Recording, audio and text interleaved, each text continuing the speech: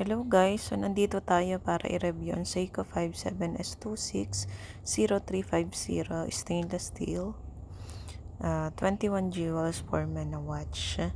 So ito ay nabili natin sa Robinsons Mall.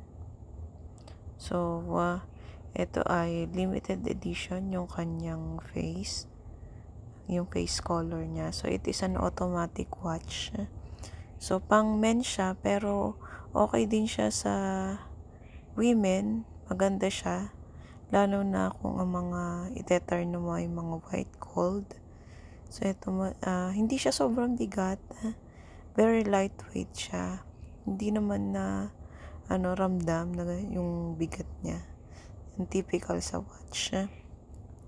So yan guys, tingnan nyo. Pinaliitan ko na to kasi ako yung magsusuot niyan. So yan, ang ganda 'di ba? So bagay na bagay sa babae. Ang ganda niya tignan. Ganito na kasi yung mga uso na big ang face ng watch ng girl.